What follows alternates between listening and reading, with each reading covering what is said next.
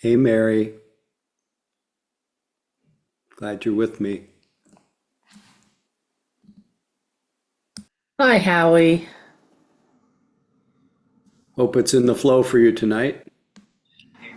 Yep. Oop. Oh, that has to go there. There. Okay.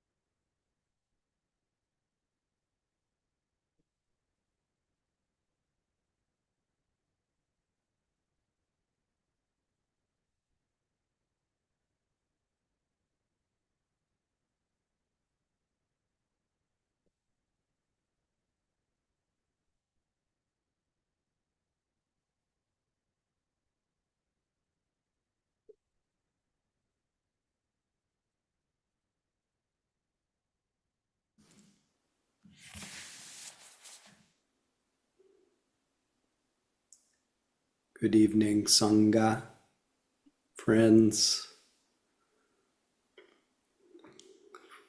Let's wait just a few moments. Official beginnings.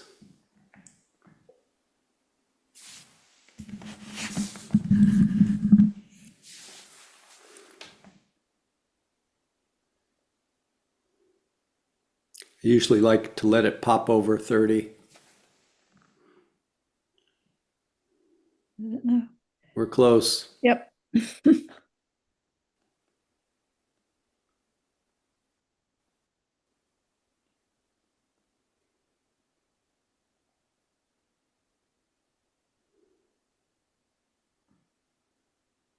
Really close.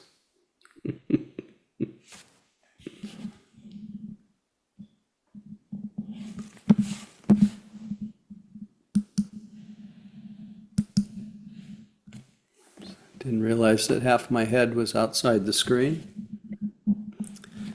Okay, we made it. So welcome again to Mission Dharma Online. And I can say that tonight, saying that we had a Mission Dharma in person, or at least hybrid on Saturday, which was lovely to practice together in person with the people who live in and around San Francisco, but we also were able to welcome in people from afar. Somebody from London came, people from all over the US. And so this is our world now. This is our Sangha. It's still just to me, an amazing opportunity to be able to practice together, to be supported by each other, to remember what needs to be remembered, and hopefully forget what needs to be forgotten. You might want to reflect on what needs to be forgotten,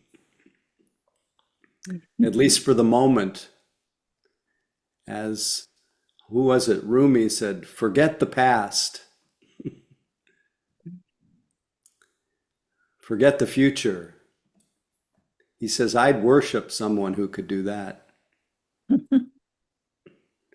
But his point was, at least in his teaching, and maybe this will come up later in our evening, but the poem that was pulled from, the next line was, the cure for pain is in the pain.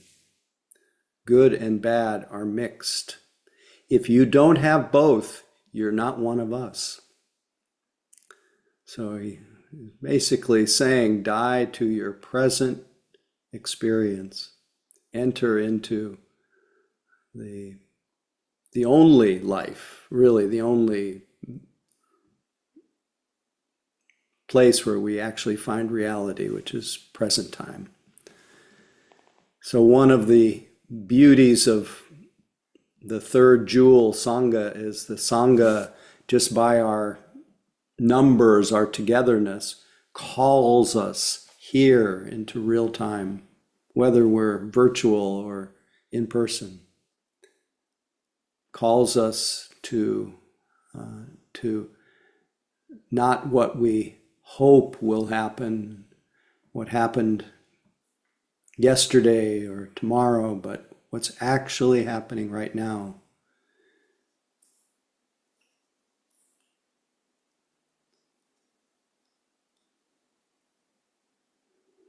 And we practice just moment by moment, the expression of letting go, which is just to be aware, because being aware does not cling. Being aware does not push away. Being aware does not space out. We let go of the causes of stress, greed, hatred, delusion. We cultivate the cause of well-being, which is a heart, a mind that doesn't cling, that doesn't hold on, that doesn't push away. And the way we do that is we find something to anchor our mindful attention in that's very present. We utilize, as the Buddha recommended, this body and its senses. Right now, just noticing that there is seeing occurring if your eyes are open, or even if your eyes are closed, that you're experiencing inner sight, the dark, the shimmering of the nature of mind. Notice what you're hearing. Maybe no obvious, more gross sounds, but maybe just the sound of silence. Notice what you're feeling through the body. Tension, ease, stillness. Notice what you're tasting. Maybe just the taste of moisture. Notice what you're smelling. It may just leave you with the feeling of the air passing your nostrils, the flaring of your nostrils, the coolness of your upper lip. And by this time you are here. You've momentarily at least emptied your mind of its usual preoccupations. And already there is a byproduct of stilling, of settling.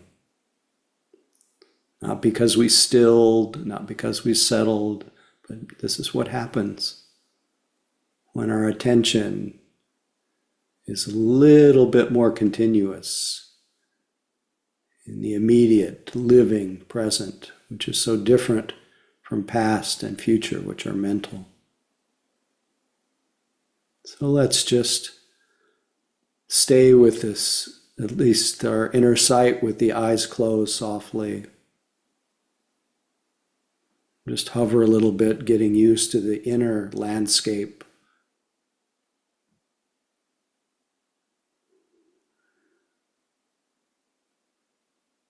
Just knowing that if we're here, that there's no shadow, there's no thing called past here. There's no thing called future here. There's not even a thing called present, other than the name we offer to this immediate experience. What can support us staying here in reality is feeling the body's experience of sitting, feeling the body's experience of breathing, and just being lulled into settling and quiet, just by enjoying the body's experience of the breath. Body's experience of gravity, of earth.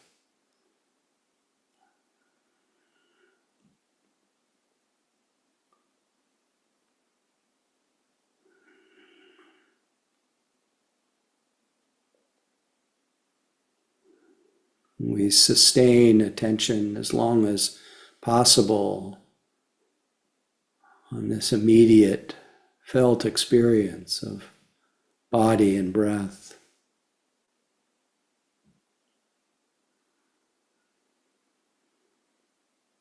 But when something else becomes stronger, we welcome it.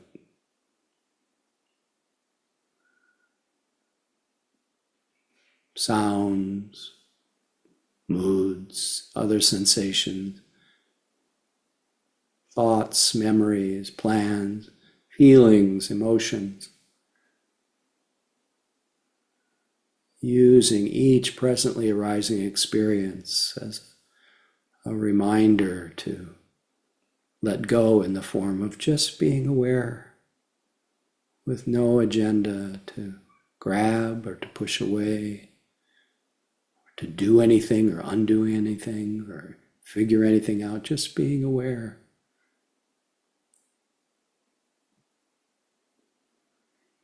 The most impersonal quality, this being aware. That's why it's so relieving, because it's not a me, it's not a mine, it's just being aware. It's nature, consciousness. miraculous. Just be aware, supported by the body and breath, and whatever else lights up that awareness, all the sense experience. No need to look for anything, just be aware of the simple anchor of the body and breath, just this moment.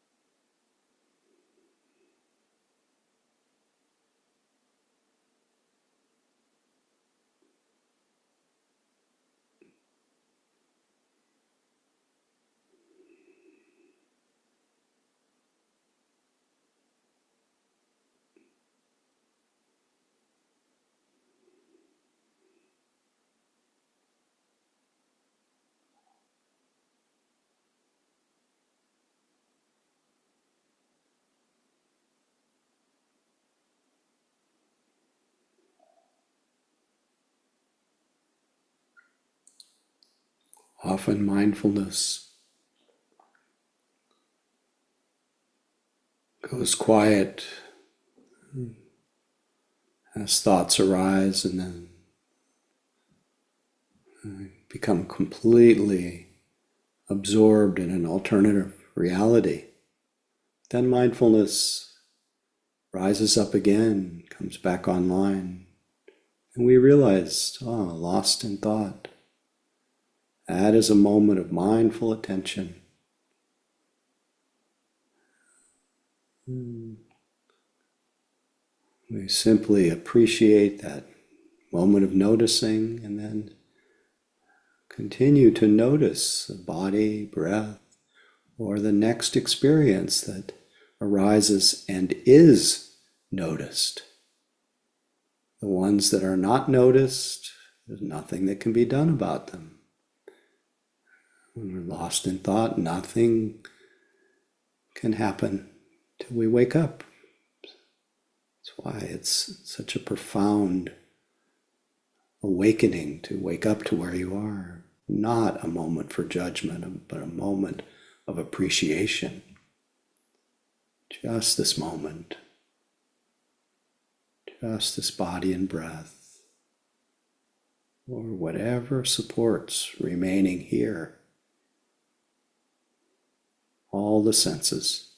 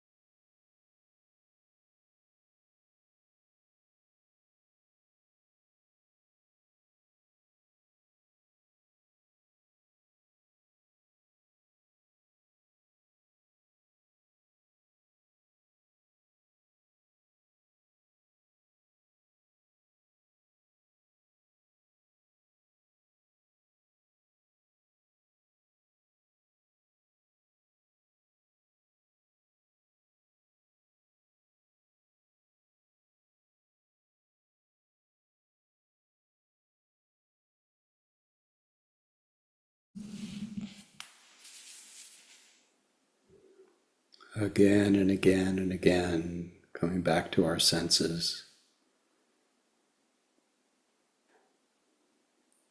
Soft mind, but alert. Gentle, yet precise.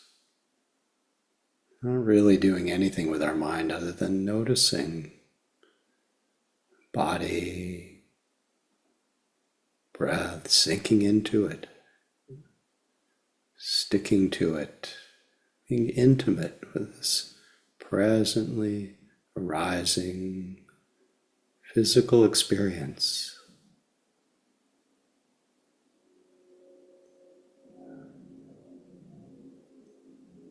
Nothing superior than being aware, supported by the body and breath, which is here.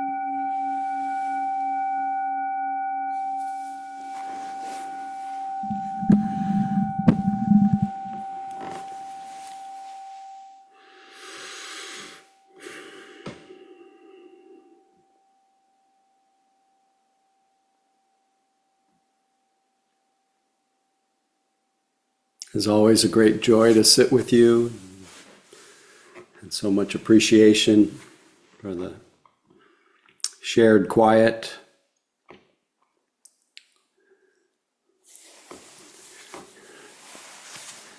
I actually had a few other stray thoughts that came up about the sitting part of the practice and the whole introduction, the way that we enter into the silence together, experience it together. And I started to feel a little sorry. Not every element of Mission Dharma is fun, I have to say it, for me anyway. But to me, where the action is, to me, the heart of the evening is the sitting. And I notice how so many people kind of drift in, and I know people have busy lives and come from whatever they're doing. But I often think that the sitting time is where you really taste the Dharma in a way. You can taste the Dharma anywhere and anytime, but there's something about it in the silence together, alone together, that it's different than, you're actually tasting the food. You're not just hearing about the teaching, you're not just reading the menu. So, and I don't want to reduce what happens next as reading the menu only, but there is nothing, I don't think, that is more useful than just connecting with life right where it connects with us. Of course, you can always have that continue as we go through the rest of the evening. There's often on retreats, there's instructions offered about how to listen to the Dharma. You just keep practicing. You just keep being attuned to the presently arising experience and know that you're hearing, and don't be too concerned about retaining things. Notice the reactions in the heart and all of that. So the practice continues continuously. I did notice also that I forgot, misstep, I forgot our greeting and introductions, and I love for everyone to hear everyone's voice, or whoever's willing. So I'd love for you to feel free to unmute and say good evening, say where you're calling in from if you are so inclined, and then we will proceed. So, and you're on your own with the unmuting and saying good evening to each other. Hi, Good this is evening. Catherine from San Francisco. Catherine. Good evening from Berkeley. Hey, Margot. Hello from Edmonton. Hello from Burnaby, BC. Hello Great. from Winnipeg. Great. Hello. Lovely. Hello from Houston. Hello, Houston. Hello, Winnipeg. Hello, Edmonton. Mary in Santa Barbara. Hey, Mary. Great to have you as always. Hi from Maryland. Hey, Laura. Marcella from the Sierra Nevadas. Hello, Marcella. And thank you for the silence. It's very strong in this group. Pleasure. Thank you. Marty from Katati. Who is that in Katati? Marty. Oh, there's Marty. Okay. I have to make everyone a little bit bigger on my screen. Angela, San Francisco. Hello, Catherine. I spoke over someone else from San Francisco. Angela, San Francisco. Hello, Angela. Glen, Palm Desert. Hey, Glenn. Jim from Southwest Washington in the rain. Hey, Jim. Glad to have you back with us. Matt from Portland. Hey, Matt. Glad you're with us. Carl from Orcas Island, Washington. Hello, Carl. Glad to see you again so soon. I used to live on Orcas Island. Beautiful place. Indeed. Paul from Penn Valley. Hey, Paul. Glad you're here. Trisha and Eric from San Francisco. Hello, Trisha. Hello, Eric. From Houston. Hi, everyone. Hey, glad to see you. Oh, yeah. Okay.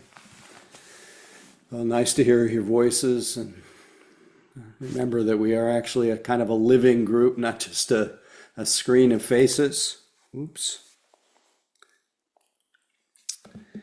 I am curious, anything that came up during the sitting, any questions about your practice, anything that you noticed, topics, descriptions, and love to check in while it's still a little bit fresh, hopefully not too theoretical, so I get a sense of what's brewing in your practice and knowing that what's brewing for you and any question you might have will be probably of some benefit to someone else, if nothing more than just to know that you're not alone. So feel free. Catherine, thanks for breaking the ice. Thank you. This isn't a big practice question, but I just was aware of the way my mind is constantly throwing up very bizarre random images. Like I think they must be going all the time, but to notice them, it's so bizarre. I mean, like they just flick by. It's like I wasn't even really watching the movie, but I just was aware of these flickerings. And Yes. yeah. And that is the practice, is to know what mind is doing and know and just keep stabilizing the awareness that knows that. And that nothing, sometimes a lot of imagery is it can be because you're inclining toward sleep, but if you feel awake and there's a lot of imagery, that's just seeing. We just call it seeing. And just as you describe, you just notice the flickering and whatever it is. Nothing to do about it, nothing to undo. Yeah, thank you. You're not alone, I'm sure. Anyone else? Carl, please feel free.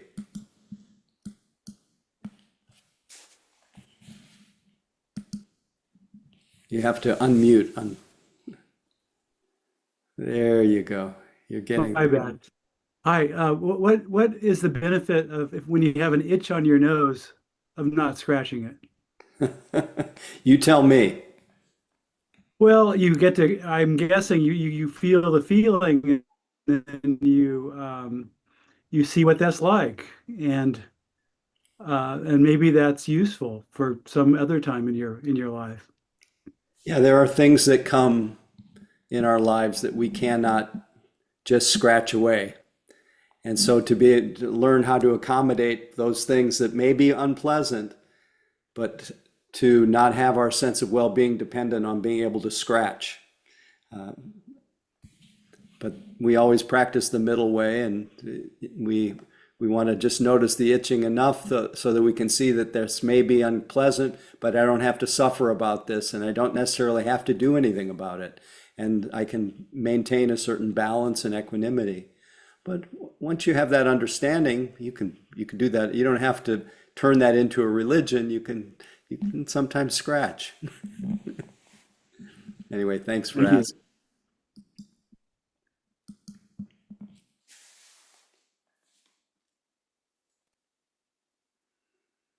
Okay, Lisa, I think you will, unless there's a big pull, you'll be the last. Welcome. Okay, thank you. So I'm rolling into these sessions a lot now, like right off of work. Yeah. And I'm noticing it's like I have like this leftover like striving, like I was sitting with a lot of striving, which I think I feel a lot when I'm at work. So anyways, I just, and during the practice, I was just like, this is unpleasant. And I felt myself judging myself for wanting things to be different or things like this.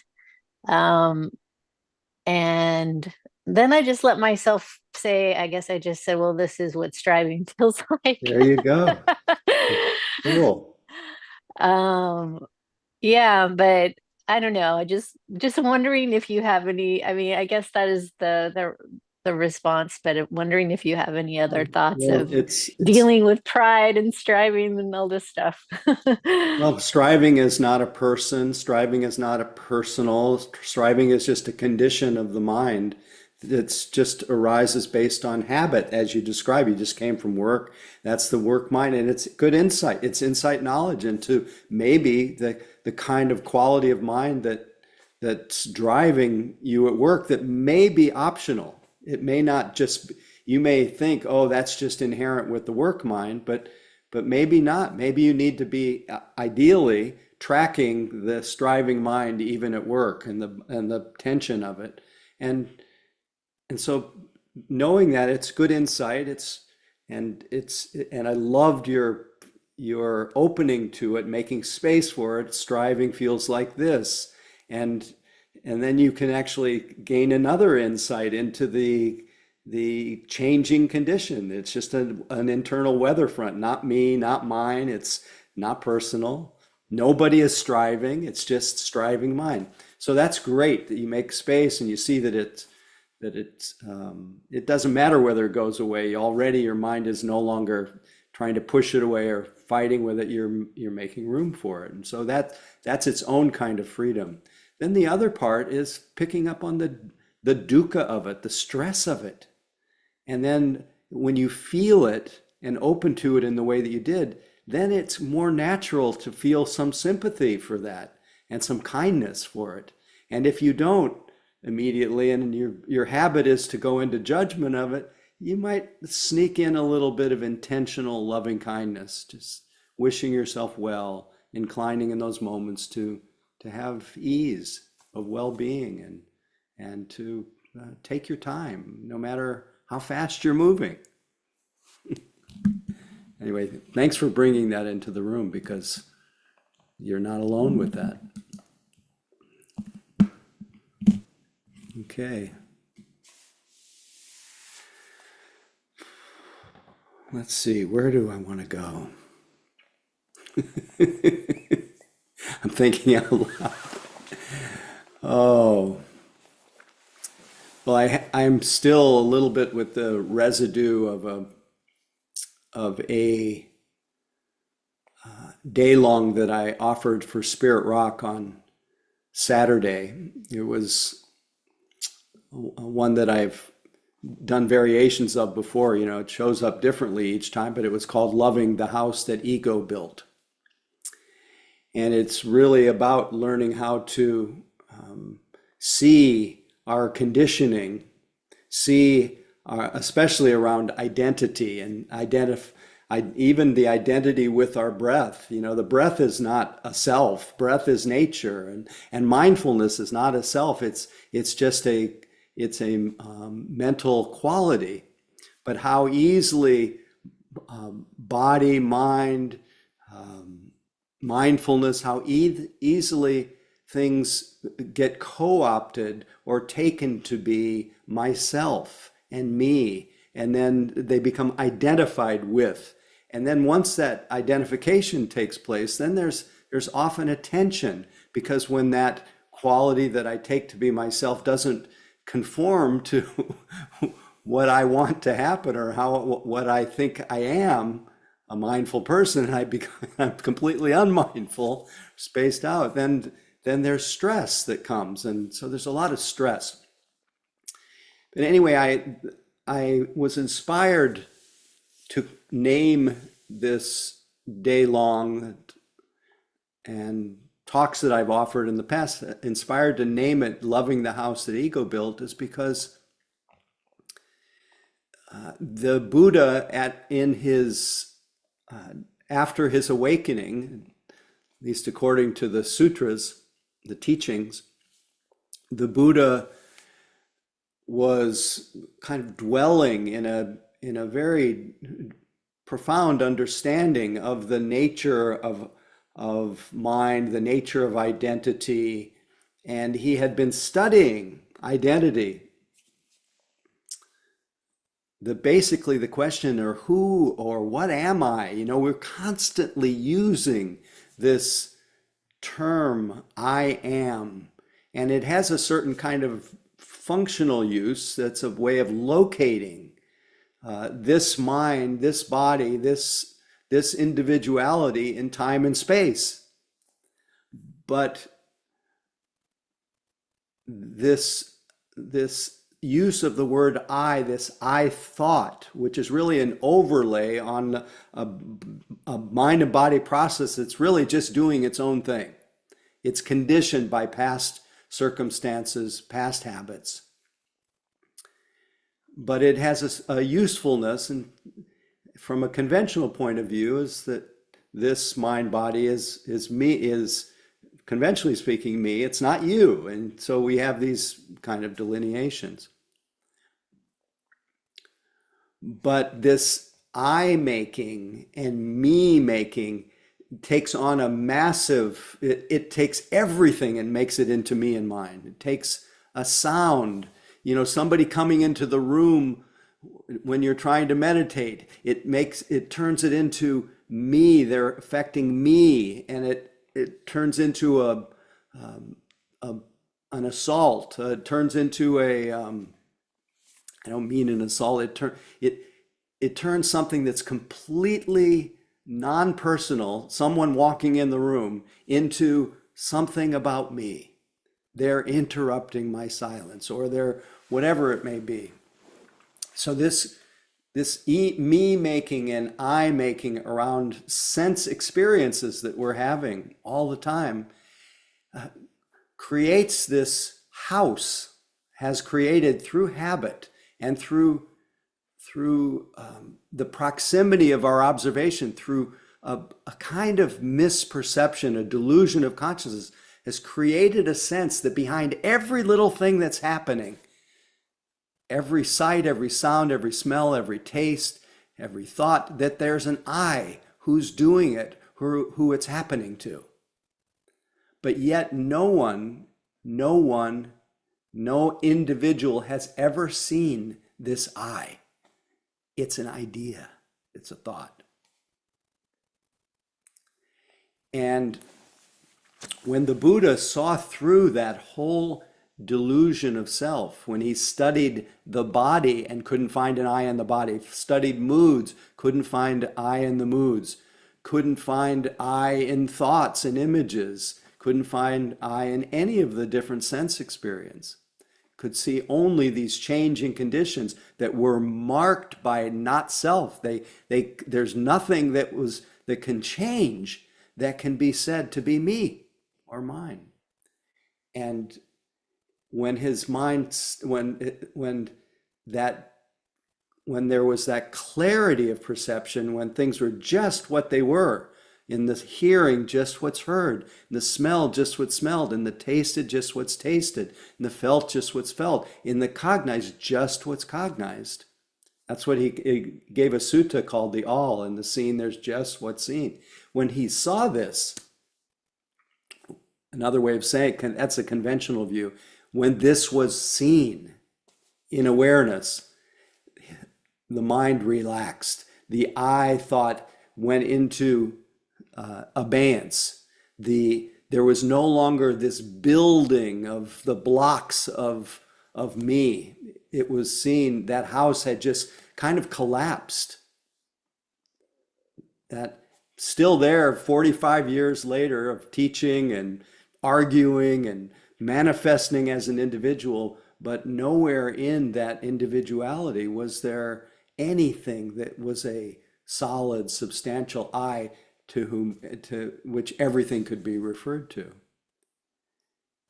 And because of the absence of that chronic identification machine called the I thought, his mind fell into deep quiet and great open-heartedness that was then responsive to the conditions that he found himself in. In fact, not unlike the Zoom function of hide self-view. When I turn off the self-view, I don't see the picture of what I call myself. I have it on tonight just because I didn't want my head to be below But when there is a freedom of that view of self, I'm filled with you, empty of self, full of life. That the boundaries between self and other just melt away into the openness and the interbeing of us being together. Just a little less of me and more of everything else. And so then and that becomes just really more the way things are, because none of us have ever actually seen ourselves. We create a picture of a me, a picture of our body in our mind, and then we describe when we talk to somebody, when we're looking at others, we say, well, we are face to face right now. We're face to face, but we don't experience face to face. We experience being aware, and our awareness is then filled with everyone else. So try it right now. Just see what you actually experience. Aware. And when there's the noticing of being aware, without your face, so to speak, notice, is there an I in that being aware? Anyway, I went way off the rails here, but you can play with this. But what I wanted to say was, when the Buddha had this realization of the cessation of the habit of grasping at this identity view called Sakkaya Ditthi, this view of myself that is primarily, because it's conditioned, it's an innocent conditioning, and it's primarily historical. It doesn't, the I thought is of the past, basically. Real time, I is just one of those sense experiences. And so it's not, we're not really even reducible to the story of ourselves. It's not, the story is of the past, and our immediate experience, which is more the real so-called you, it's hard to put in words, but we experience it. So when the Buddha had this cessation of the idea of himself and the awakening to the real experience, the fullness of emptiness of that idea and full of life and everything else, the unleashing of love and compassion and the clarity that flowed from that, he let out a song. He let out a song, what's sometimes called the song of realization. And he said, he said, through many births. And I want to unpack this just a little bit. He started with the line, through many births. And in the cosmology of Buddhism, which was kind of common to that history of the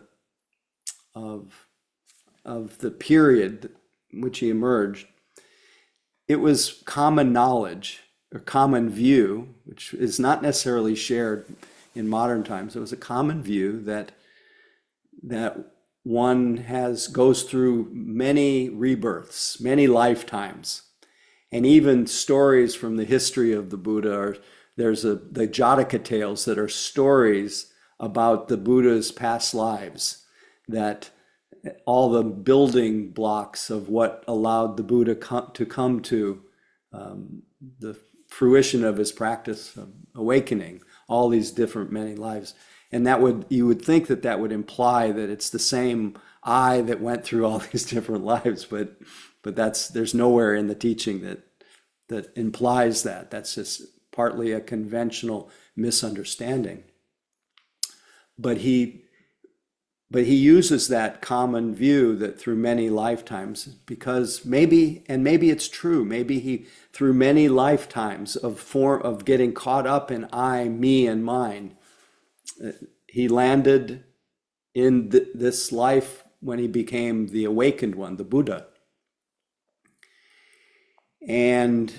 But what he said next, I've always understood many lives is the many lives that we are born into in our mind.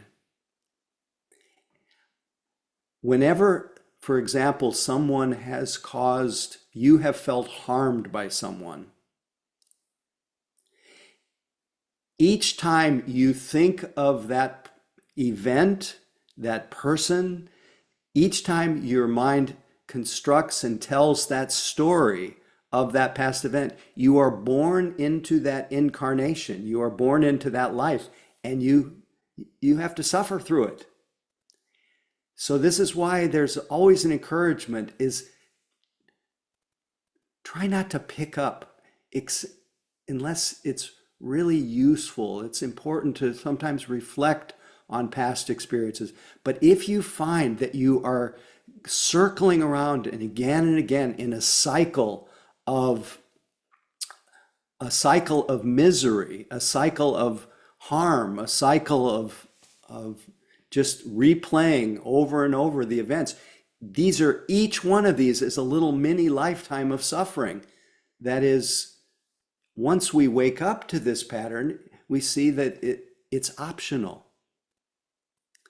That's why I think I even ended last week, or at least some point during last week, when I was talking about the past.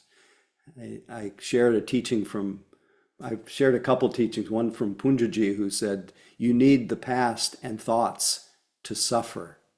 You don't need anything to be free. He says, the boulders of the past rest on your chest and impede your life and freedom.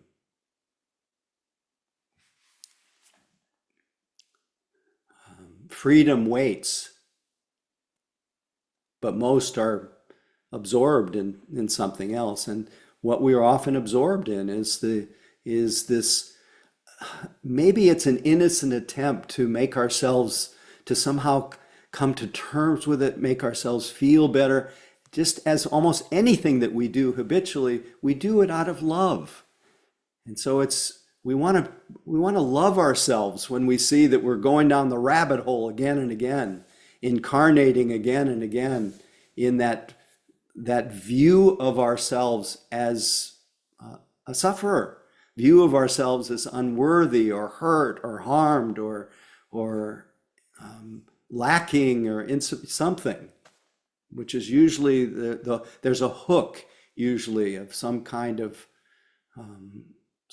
pain and something that's either difficult to metabolize or something that's just not being accepted as the reality of what happened. Any of you recognize yourself in those kinds of replays?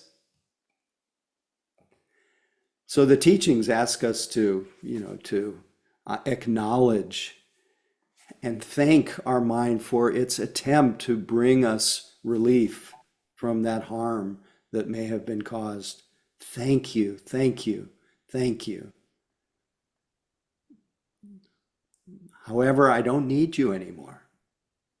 I don't need you anymore. And I want to remember, and the practice asks us to remember that we are, in a way, just as the Buddha realized, we are the awareness, we are more the awareness that knows that than that thought stream that keeps repeating itself in the mind. So we can begin to relate to that story instead of relate from that story as being who and what we are, when it's really a memory. So you're not those thoughts. Those thoughts are arising and being known in awareness. And the awareness is untouched by those thoughts. In fact, when we're resting in that state of being aware, which was really the emphasis tonight in our practice. If you get looped into that, while I'm on this topic, if you get completely looped into this replay, this being born again and again into this profound drama of the one who's been harmed in some form or another by parents, by life, then everything that the Satipatthana, the teachings on the foundations of mindfulness, are encouraging us to come back to our senses, as we did during the sitting tonight. Come back to your senses. It's like the putting on the emergency brake when your mind is completely out of control. For a moment, you can even make it into a kind of practice. What are 5 things that you are seeing right now?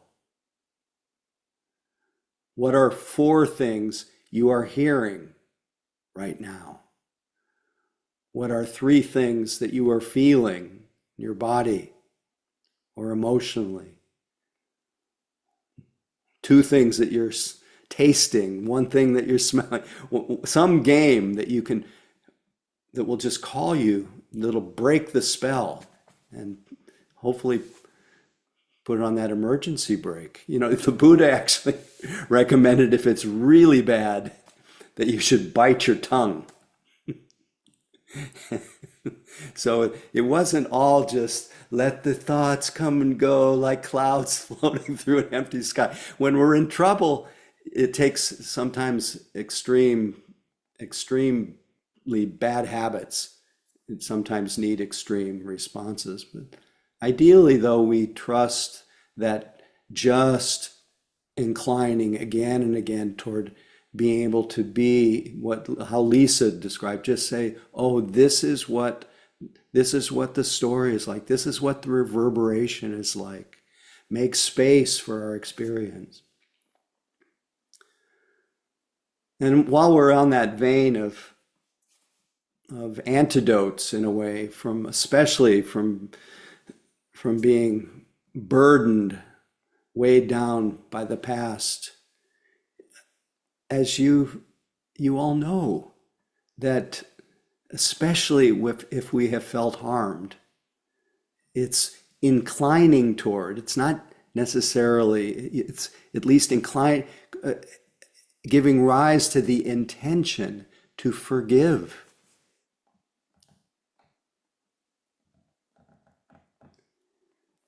And this doesn't mean that what happened to you was okay.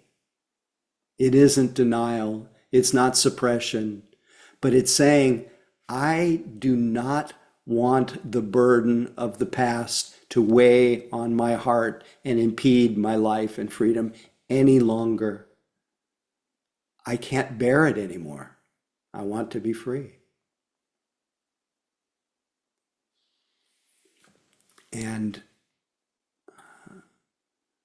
I don't know, I always remember the story that Jack Cornfield tells about the woman in Washington, D.C., whose son was murdered. And she, in the courtroom, she, was on fire. And she said as the person was committed to life imprisonment or a certain, I think he was a minor, so he was imprisoned for quite a while. She said, I'm going to kill you, to the person who had killed her son. And then after that, though, she proceeded to go visit the killer of her son in prison very regularly until and started to bring him things. And then finally, when he was about to be released from prison, she knew at this point that he had nowhere to go, no one to go home to or anything. And so she offered him a place to stay in her home. And he stayed there for a while, and she helped him find a job. And then after some time, she called him into the living room and said, remember in the courtroom, I said I was going to kill you? And then she said, I did kill you. I killed that boy who could kill my son.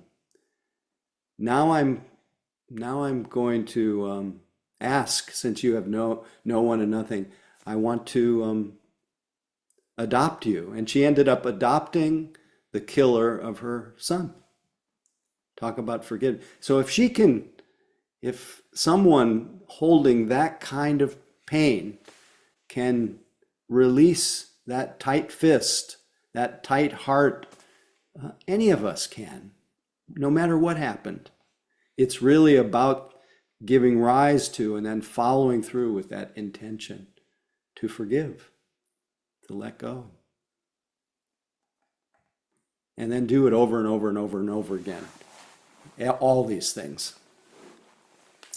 So the Buddha, as he's resting in this more free, open understanding of the nature of his heart and mind, he said, "O house builder," the one that keeps building that house of self again and again.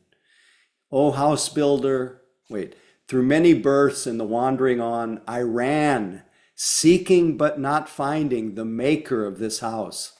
Never found the one who was building this house, that I.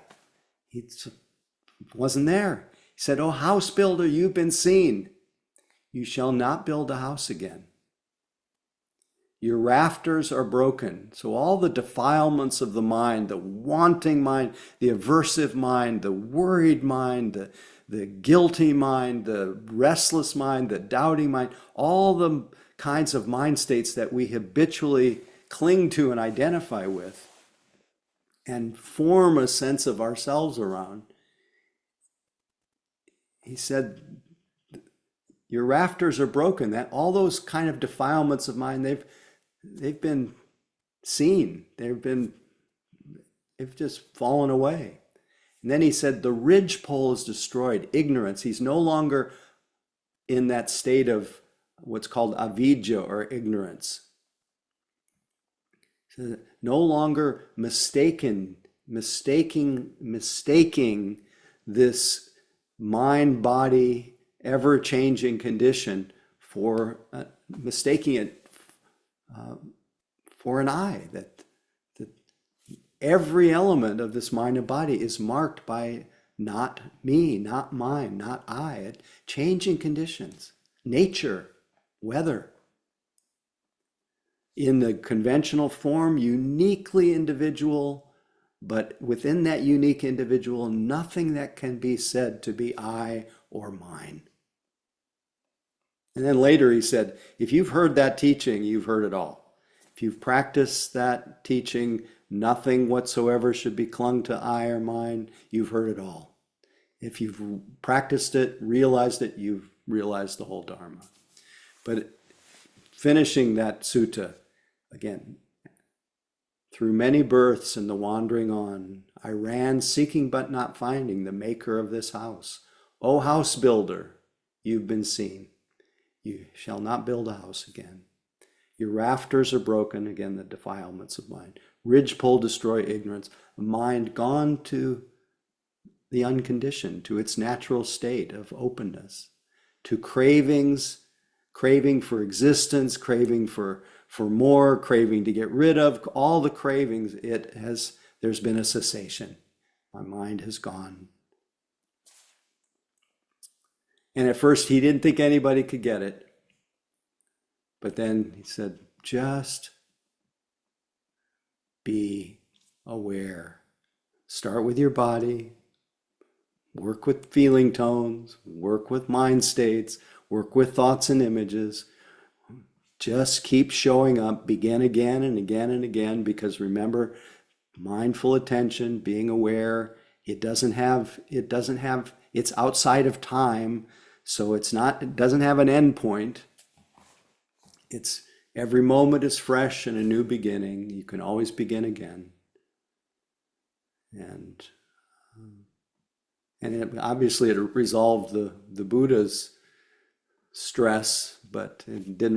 The causes of happiness and peace increasing brings a little lessening of our collective suffering and the causes of suffering, that it allows us to wish for all beings, including ourselves, a sacred happiness, and the unconditional happiness that's without sorrow, available to us here and now, and wish for all beings, including ourselves, much more capacity to experience the freedom of non-reactivity, of equanimity and serenity, so that we can actually meet the inevitable joys and sorrows with less compounding of stress, less suffering. And wish that our practice today and every day consciously is we practice for the benefit of all. So may all beings be liberated. May all beings be free. And at your leisure, please unmute and say goodnight to each other. Great to be with you tonight. And I think all the information about Donna is in the chat. And thank you in advance for your generosity. Much appreciation. Thanks, Howie. Good night, Night, everyone. everyone. Thank you. Howie. Thank Good night, you. everyone. Good night. Good night. Good night. Yeah. Thank you, Howie. Thank you. Thank you, Mary, for co-hosting. Thank Thanks, Howie.